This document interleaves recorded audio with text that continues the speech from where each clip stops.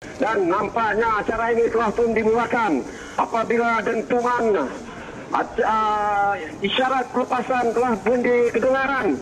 Bermulanya perjuangan sebanyak 15 buah perahu ini untuk menuju ke garisan selamat bagi mencari 4 kedudukan terbaik untuk layak ke peringkat akhir bagi acara 20 pengkayuh laki saingasi kategori terbuka ini.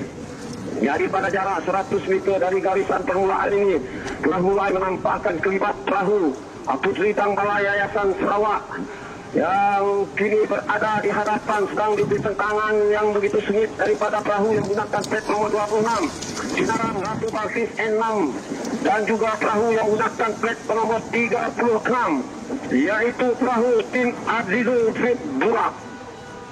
Jadi betul-betul di hadapan garisan 200 meter zon larangan memotong alur ini sememangnya telah menampakkan pertarungan yang agak sengit dua buah perahu ini di antara perahu Sinaran Ratu Balkis N6 dan juga perahu Putri Tangbala Yayasan Sarawak. Jadi manakala di kedudukan 2, 3, 4 dan 5 ini sudah pun mulai berubah apabila dapat saya melihat barisan nomor-nomor plat perahu yang mereka gunakan ini agak sama rata kedudukan mereka dan hanya dibedakan jarak satu plat di antara satu sama lain. Jadi di sini kita dapat melihat adegan pintas memintas, kejar mengejar di antara kesemua perahu yang terlibat pada petang ini, di mana mereka telah pun berada di garisan 400 meter dari garisan permulaan ini, dan secara otomatiknya mereka terus menukarkan corak pengkayuhan mereka dari kipasan padu sebentar tadi kini beralih kepada corak kayuhan tarik panjang di dalam istilah sukan regata ini.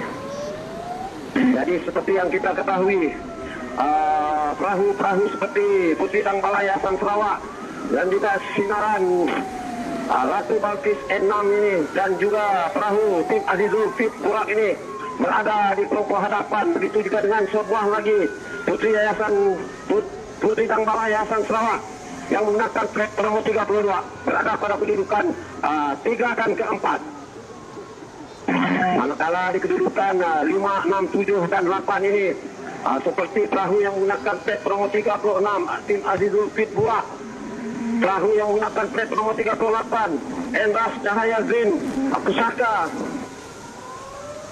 dan juga perahu Ludat berada pada kelompok kedua ini. Jadi ternyata pertarungan sengit di antara Putri Tangbala Yayasan Sarawak dan juga Sinaran Ratu Balkis ini berkemungkinan akan berakhir di garisan penamat dengan adegan yang pastinya agak dramatik yang bakal dipertontonkan kepada pengunjung-pengunjung yang telah pun mulai membanjiri di segenap tudingan waterfront Kuching dan juga di kampung-kampung pesisiran di seberang sana.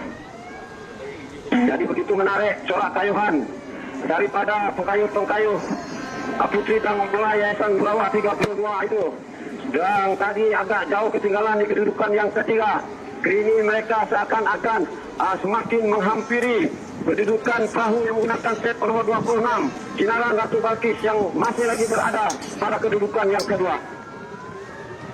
Manakala di kedudukan yang keempat masih lagi kekal dengan corak momentum pengkayuhan dan bertenaga mereka tim Azizul Fit Burak. Dan di kedudukan 5, 6 dan 7, begitu juga dengan kedudukan yang ke-8, agak banyak perahu-perahu yang berkumpul di belakang sana.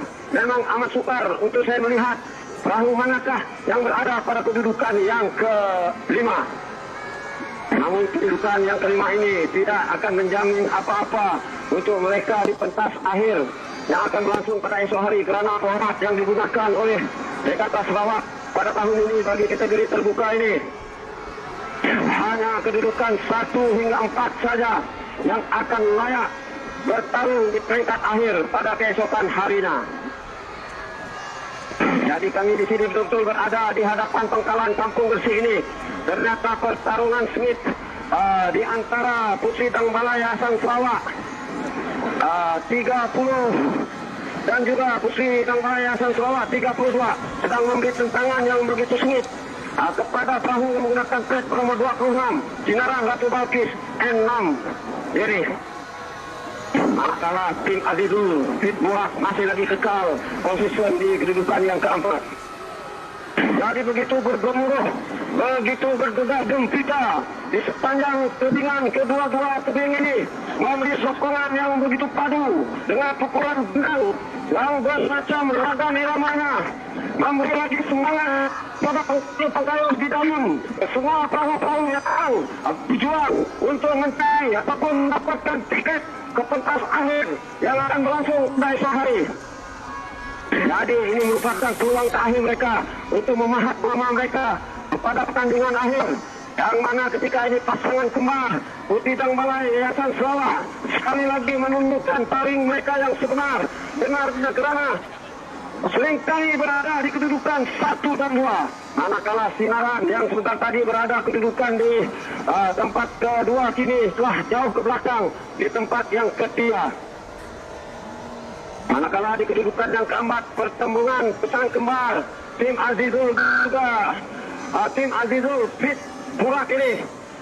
Jadi betul-betul di hadapan pangkalan Kampung Boyan ini. Jadi disinilah merupakan turning point untuk semua pengkayuh-pengkayuh ini melakukan ciptasan padu mereka, kerana dipertontonkan oleh ribuan manusia ataupun pengunjung yang membanjiri di sekitar tebingan waterfront ini untuk menyaksikan kehebatan, kehangatan dan kemeriahan Regata Sarawak 2024 pada acara 20 pengkayuh laki saringan I kategori terbuka E. Jadi ternyata penguasaan Putih dan Balai Yayasan Sarawak ini bersama dengan adik kembarnya sendiri seakan-akan sedang menari di hadapan sana tanpa diberi tantangan yang sengit daripada pesaing-saing mereka yang agak ketinggalan jauh ke belakang.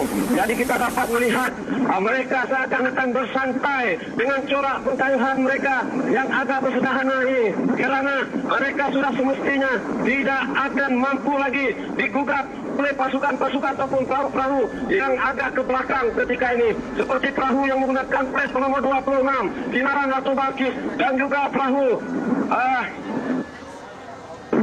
tim Azizul Fit Murak ini. Tetapi mengalami tumpuan adalah perebutan di tempat yang terakhir, yaitu di tempat yang keempat untuk menempah surut ke peringkat akhir pada esok hari. Pastinya mengalami ribuan penyokong untuk memberi sokongan kepada kedua buah perahu ini, di mana perahu yang menggunakan plat nomor 29 di BKU Pantai Damai di Pitan Laden ini seakan-akan mahu memintas dan merupakan peluang terakhir mereka. Namun keputusan ini mestinya dari pandangan mereka selesai memperlasan ini berpihak kepada tim Azizul Fit Murak yang menggunakan plat nomor 24. Jadi begitulah kehebatannya, kerancakan dan kehangatan acara bidar 20 pengkayuh lelaki saringan C kategori terbuka ini. Jadi untuk keputusan resminya kita kembali semula kepada rakan tugas kita Jojo Wangit L.